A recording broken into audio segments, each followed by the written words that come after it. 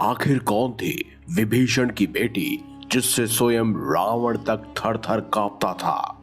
रावण का नाम सुनते ही उसकी अपार शक्तियां याद आ जाती हैं। यह सोचना भी अजीब लगता है कि रावण किसी से डरता भी होगा, क्योंकि देवता हो या दानव, उसने कभी किसी को चुनौती देने से पहले एक बार तक नहीं सोचा। कहते हैं उससे तो समस्त ब्रह्मांड थर थर कांपता था। लेकिन रावण के कुल में एक सदस्य ऐसा भी था जिससे रावण बेहद खौफ खाता था और डर के मारे पसीने भी छोड़ देता था। रामायण में जितने भी महत्वपूर्ण किरदार हैं, लोग लगभग सबके बारे में जानते हैं, लेकिन कुछ ऐसे भी किरदार हैं जो बेहद शक्तिशाली और रहस्यमय थे, लेकिन लोगों को उनके बारे में बहुत कम जानकारी है। और उन्हीं किरदारों में से एक है विभीषण की बेटी, जिससे रावण बेहद ज्यादा डरता था। उसने कभी भी विभीषण की बेटी से टक्कर लेने का दुस्साहस नहीं किया। लेकिन ऐसा क्यों था? क्यों वो विभीषण की बेटी से डरता था और उसकी बात नहीं नकारता था? दोस्तों, एक कथा के अनुसार जब रावण माता सीता का अपहरण कर उन्हें लंका लेकर आया, तो उसने उन्हें अशोक वाटिका में कैद करके रखा था। रावण ने माता सीता की पहरेदारी के लिए भयानक राक्षसी को निर्देश दिया कि वह डराकर या धमकाकर या फिर समझाकर किसी भी तरीके से माता सीता को विवाह के लिए तैयार करे।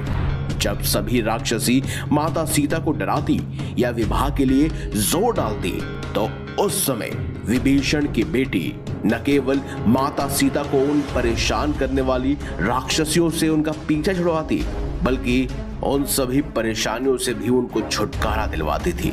वो कोई और नहीं बल्कि स्वयं त्रिजटा थी। जी हाँ, त्रिजटा ही विभीषण की पुत्री थी। कहते हैं उनके आगाह करने के बाद राक्षसियां कभी भी माता सीता के साथ ऐसा दुर्व्यवहार नहीं करती थी। त्रिजटा ने एक माता बनकर सीता जी की रक्षा की थी। वहीं माता सीता भी स्वयं त्रिजटा को अपनी मां कहकर पुकारा करती थी। त्रिजटा राम भक्त विभीषण की पुत्री मानी जाती है और इनकी माता का नाम शर्मा था। राक्षसी उसका वंशगुण था और राम भक्ति उसका पैतृक गुण। राक्षस कुल में जन्म लेने के बावजूद त्रिजटा के आचार व्यवहार को बहुत सुंदर दिखाया गया है। त्रिजटा बहुत ही अच्छे स्वभाव की थी और कहते हैं कि उसके पास दिव्य शक्तियां मौजूद थी। त्रिजटा दरअसल भविष्य देख पाने में सक्षम थी। उसे पता था कि रावण का और लंका का क्या हास्य होने वाला है। जहां उसने देखा कि लंका एक वानर यानी कि हनुमान जी द्वारा जलाई जा रही है, उसने यह भी बताया कि भगवान राम माता सीता को बचाने के लिए आ रहे हैं। त्रिजटा राक्षसी के व्यवहार और शक्तियों के कारण दूसरी राक्षसियां हमेशा उसकी बात मानती थी। सिर्फ वही नहीं, रावण भी स्वयं त्रिजटा की इन दिव्य शक्तियों के बारे में जानता था और इसीलिए वो कभी भी त्रिजटा से उलझने की कोशिश नहीं करता था, बल्कि कहीं ना कहीं उससे और उसकी भविष्यवाणियों से खौफ खाता था। लेकिन दोस्तों, आज भी त्रिजटा मौजूद है। जी हाँ, वो भी एक मंदिर के अंदर। बनारस और उज्जैन में माता त्रिजटा का एक मंदिर बना हुआ है। साथ ही वाराणसी में भी त्रिजटा का एक मंदिर है। मान्यताओं के अनुसार जब त्रिजटा लंका से माता सीता के साथ पुष्पक विमान से अयोध्या आ रही थी, तो माता सीता के साथ सब जानते थे कि अयोध्या में त्रिजटा को राक्षसी होने के कारण जाने की अनुमति नहीं मिलेगी। इसके बाद माता सीता ने उन्हें वाराणसी जाकर मोक्ष पाने की सलाह दी।